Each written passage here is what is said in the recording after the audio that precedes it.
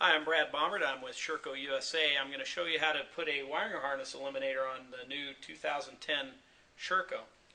Down here I've laid out the tools that we'll use for this job. You've got a 4mm ball end Allen, a pair of needle nose pliers, Phillips screwdriver, 4mm T-handle, a pair of wire snips, a straight blade screwdriver. You're going to need a kill button and of course our wiring harness eliminator to complete the job. Okay, the first thing we're going to need to do is remove the plastic and the air box off the bike. Just using your little Zeus fastener, pull your cover off. And then you'll need to take out the 4mm bolts in the back of the fender, the front of the fender, and the 2 bolts here on the air box. Then we'll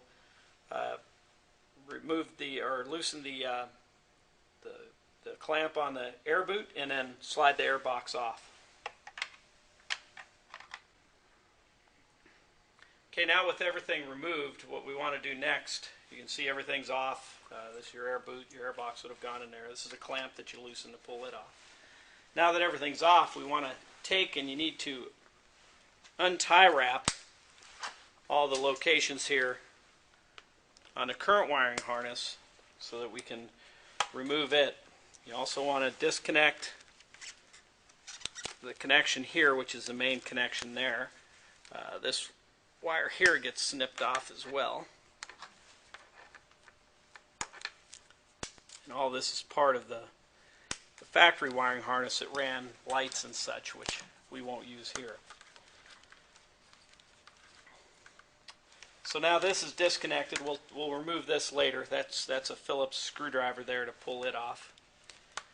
And we'll continue to snip these wires loose. Under here there's a couple locations on the back side here that we snip loose. And just anywhere that wiring harness seems to be connected, you want to make sure it's loose. And then at this point we'll start disconnecting the wire harness at the back. There's one connection here, and then we have a ground connection here, which is where you need to use a ball end 4mm Allen to get it loose, because it has to be removed all the way. The ground wire is actually pinched in between the ignition and the frame to give it ground. And without a ball end, this is really tricky to get this bolt loose, because you can't get a straight throw at it. So definitely make sure you have this ball end 4mm to remove this bolt. Once the bolt is removed, the wire should just pull right out. Wiggle it around a little bit. Then you can always loosen this bolt to aid putting one back in, because we will replace this ground with the kill button ground.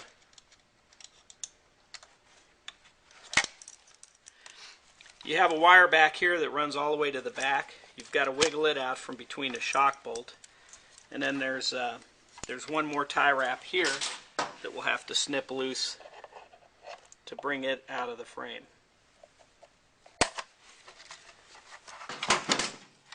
You can get this stuff fed between all this. Now I'm using this straight blade here to pry up a little tab. This little tab here holds in the wires that come back on the frame, and they got to squeeze pretty tight from the factory, so you got to kind of get behind it and wedge that out just to get the wires loose, and we'll put that back into place after we get all of our wires stripped out.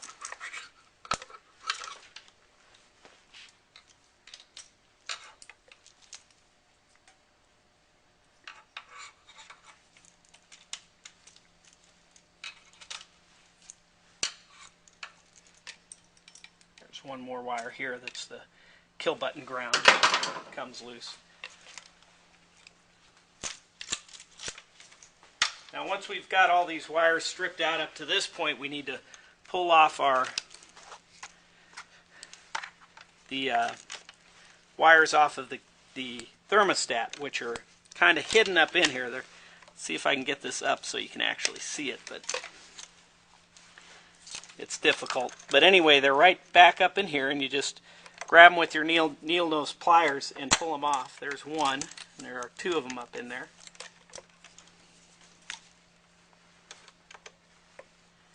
Get over here to the second one.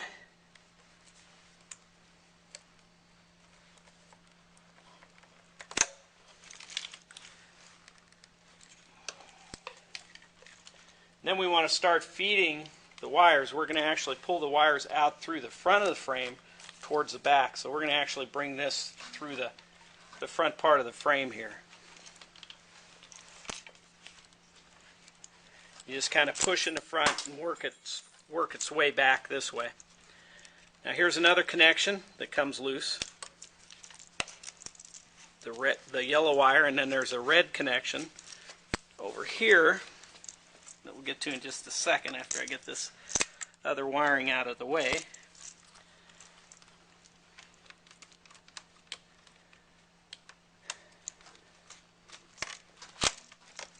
You can see everything fits. It doesn't fit very loose, but it comes out. It's a little bit of a tug to get it out. Once you get it here, you can then feed this red wire.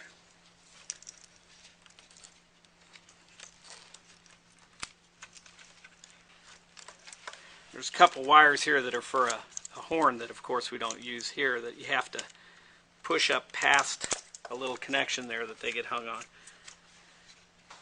So we still have one red wire to get out, which you can access through the front here and kind of pull it back through so that we can disconnect it. And once you have that disconnected, then the wiring harness will come out. And this is what's not necessary anymore. You've eliminated all this extra stuff here. So you can go ahead and put that aside. And then we will go ahead and remove this unit here using a Phillips screwdriver. You can just take this one bolt off, and then it's kind of a clamshell fit. You just pop that loose. Looks like I missed one little zip tie there. And then this also becomes excess and unused. So that's another part done. Now what we'll do is we'll take our kill button out of the package here. And this clamp is meant for a 7/8 bar, which these bikes come with fat bars on them now, so we'll just eliminate this clamp. You don't have to take it, you just have to loosen it up a little to break it loose, and then you end up with the kill button looking like this. Now you're going to install this kill button using a zip tie, and it works really well. We've had this on all of our national riders' bikes, and we've never had a failure out of it. So your kill button's going to install this way and clamp to the clutch cable as it comes down. You don't want to clamp to the brake. It routes a different way, and you never ever want to clamp anything to the throttle cable. So we're going to zip tie it to this clutch cable as it comes down. So we want the kill button to install this way, so you want the ratcheting portion of the zip tie at the bottom of this. So you just insert the zip tie in there and pull it through so that it looks something like that. And then you bend this tip up on this to feed it back through. You just give it a little bend like that. Then you come back through the kill button and back out this way. Make sure you're nice and snug here and that you get most of the slack out when you pull it back through. Then you'll set the kill button on the bar and just thread this underneath the bar and start your zip tie back through the ratchet, and then just pull her tight. Once you get it tight, the kill button will stay right there and right in the middle of your crossbar pad and work well. And then we're gonna of course zip tie the wire to this cable. So we're just gonna kind of route it through without any zip ties on it right now next to the cable. Then we come through the side routing here where our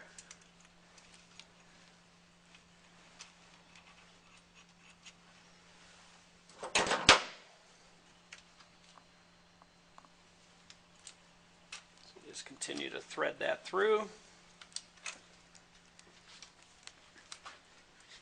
And you want this to come to the back side of the ignition, the coil. And it's going to end up right down the side here.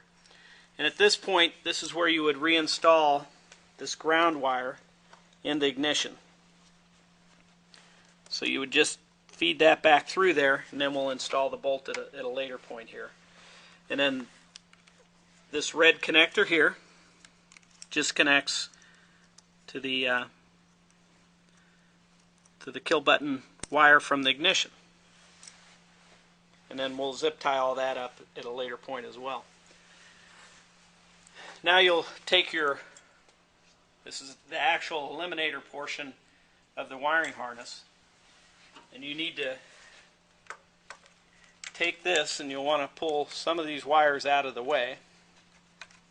This yellow one we're going to reconnect in a minute, so I'm going to pull it out to the side of the radiator over here. We've got our red wire out over here to install. And then you're going to take these points these two connectors that are the flag-shaped connectors, connect onto the thermostat. There's no polarity here, so it doesn't matter which way you install them. So I'm just going to go ahead and install the yellow on this side. You want to make sure you get it on the spade and that it's connected well to the flag connector here. And then push it onto the other one there.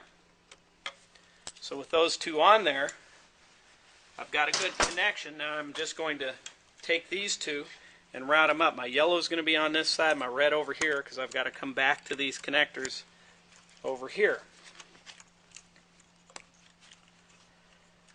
And this is things are fairly tight up here, so you may have to wiggle things around and get them out of your way to get these connectors through here.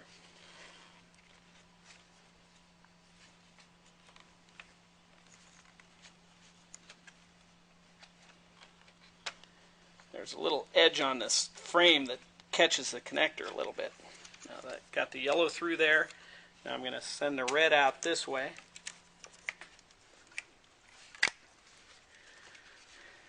Okay, now I'm going to connect the yellow connector here.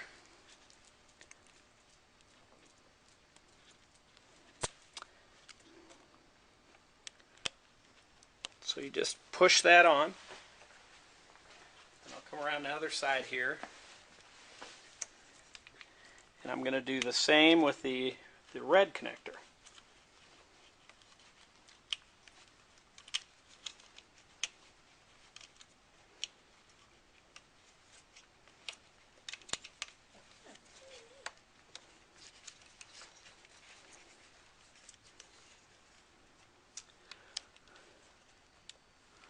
And these two get pushed together. Make sure you get these things connected really well on there so that they don't come disconnected later.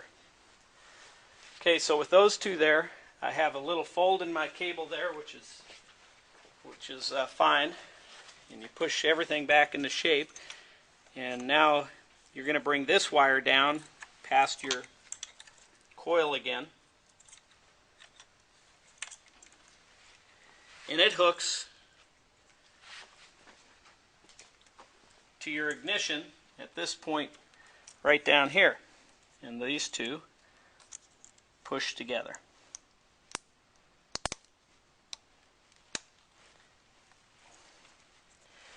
And buttons up like that. So now what we're going to do is we will zip tie all this stuff together here, again to the clutch line.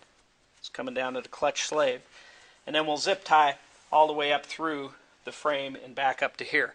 I'll do all that and then we'll show you a shot of that after I've completed. Okay, after you've clipped off all your wires and you have everything routed, make sure you reinstall and retighten this ground bolt for the kill button ground wire, and tighten this one back up because we loosened it to be able to move it around to get it out. So we finished bundling the wiring harness eliminator on there. I use a